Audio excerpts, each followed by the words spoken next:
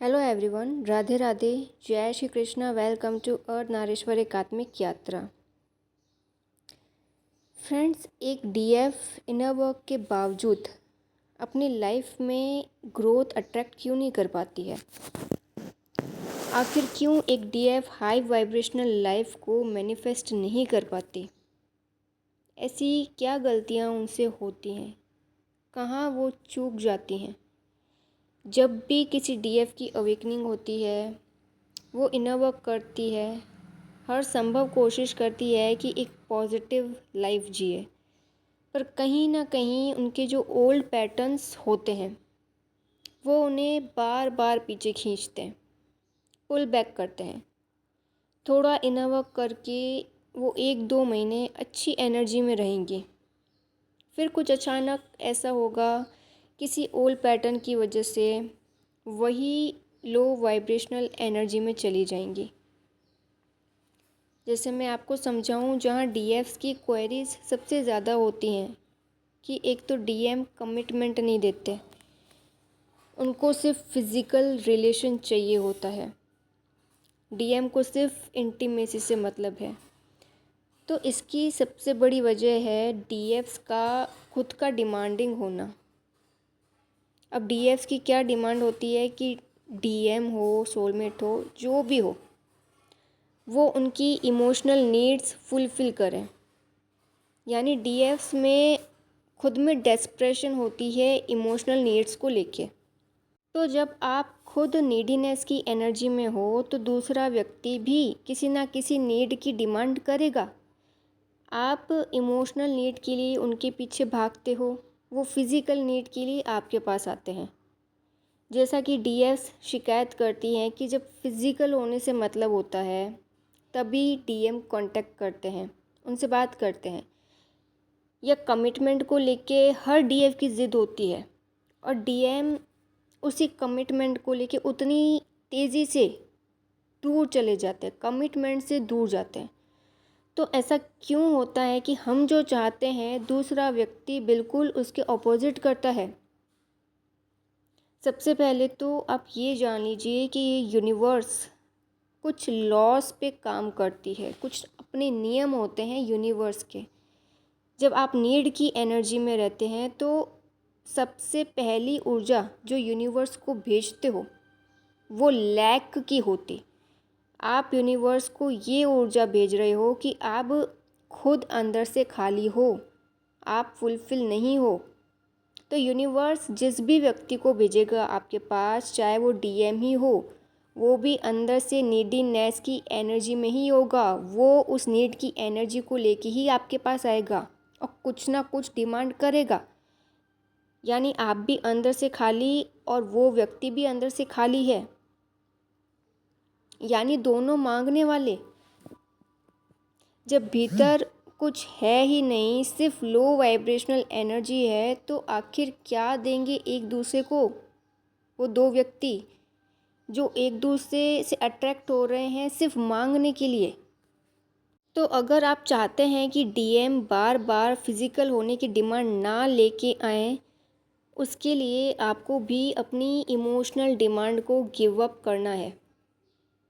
खुद में इतना इमोशनली फुलफ़िल हो जाना है कि नीड फील ही ना हो। जब आपकी डिमांड नहीं रहेगी तो देखना सामने वाले व्यक्ति की भी डिमांड नहीं रहेगी। फिर दूसरा कि डीएम कमिटमेंट में इतनी देरी क्यों लगाते हैं, भागते क्यों हैं, डर क्यों जाते हैं कमिटमेंट का सुन के? क्योंकि आपने ज़िद पकड़ी हुई है। आपने जो कमिटमेंट का आइडिया है ना, उसको टाइटली होल्ड करके रखा है। आप अटके हुए हो उस पे। आप अपनी ज़िद छोड़ दीजिए, और ज़िद छोड़ने से मतलब है कि मेंटली उस ज़िद को छोड़ दीजिए और फिर देखिए आपकी लाइफ में क्या क्या सरप्राइजेस होते हैं। और ऐसा क्यों? क्योंकि यूनिवर्स का एक ही लॉ है कि जिसे तुम पाने की बेचैनी में दौड़ते हो, वो चीज़, वो व्यक्ति और दूर चला जाता है। जब कभी भी आप किसी वस्तु, व्यक्ति या अवसर के पीछे भागते हो तो ये तय है कि वो दूर होगा ही। आपकी ऊर्जा तब कमी की भाषा बोलती है जब आप चेस करते हो, भागते हो। वहाँ यूनिवर्स आपकी कौन सी एनर्जी को रिसीव कर रही होती है? कमी की, लैक की। और जहाँ कमी की ऊर्जा होती है वहाँ मिलना नहीं, बिछड़ना लिखा होता है। पर वहीं जब आप पूर्णता में आ जाते हो, इमोशनली, फाइनेंशियली, हर तरह से फुलफिल होते हो, वहाँ चीज़ें खुद ब खुद चल कर आती हैं। मैनिफेस्टेशन की पावर भीतर की शांति से बढ़ती है जब हम बिना किसी कारण के खुश होते हैं, बिना किसी को पाने के लिए प्रेम करते हैं, अपने ही आनंद में होते हैं। वहाँ यूनिवर्स हमारी ऊर्जा से खुश होती है। फ्रेंड्स, यूनिवर्स का सीधा साधा स्पष्ट नियम है, जिस ऊर्जा में हम जीते हैं वही खींचते हैं।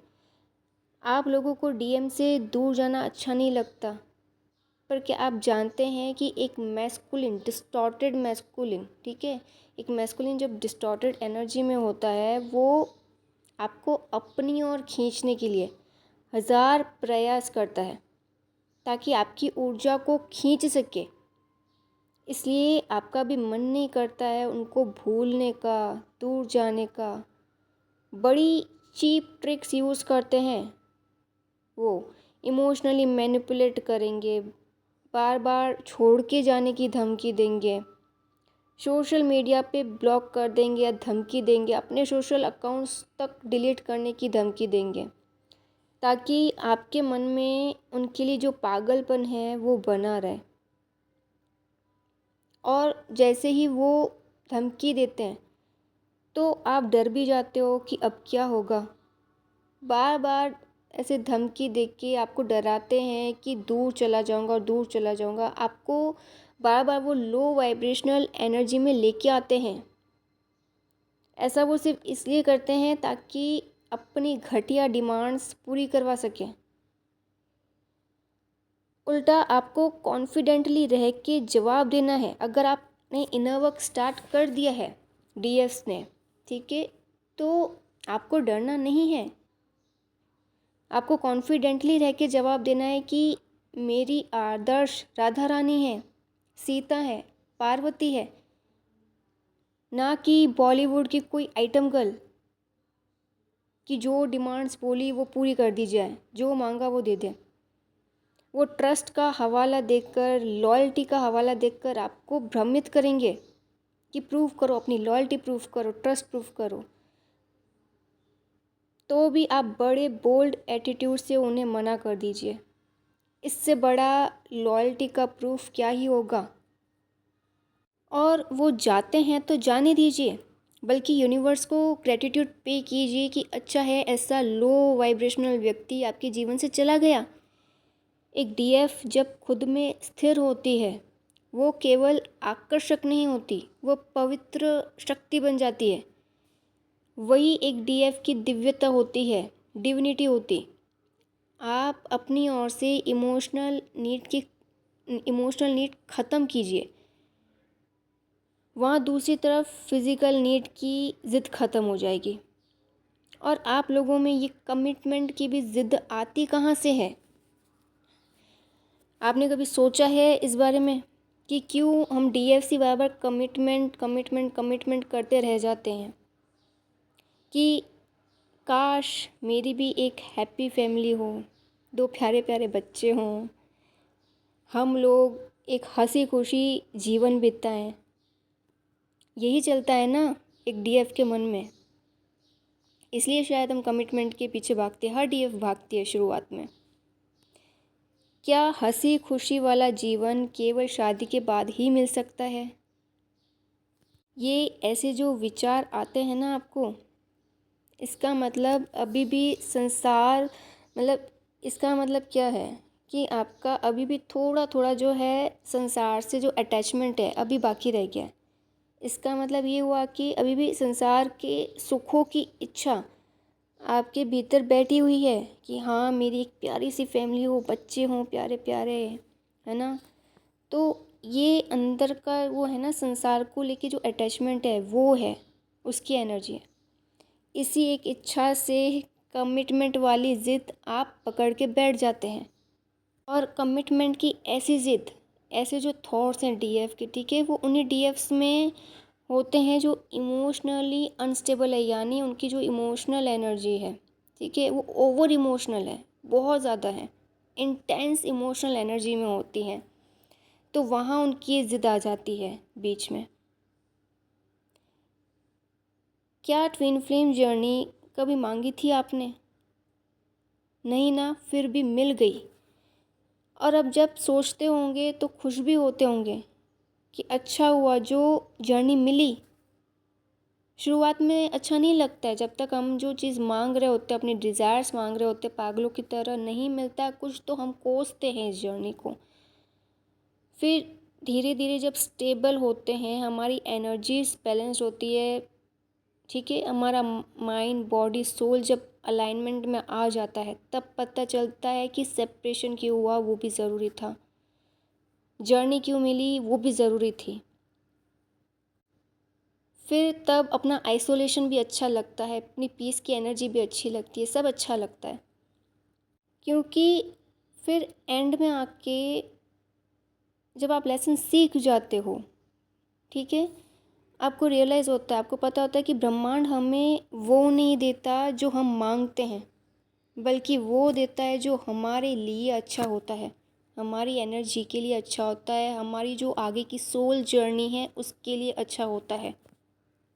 सो डियर डीएफ्स, आई होप इस वीडियो से आपको आपके सवालों के जवाब मिल गए होंगे। So see you in the next, till then goodbye and God bless you.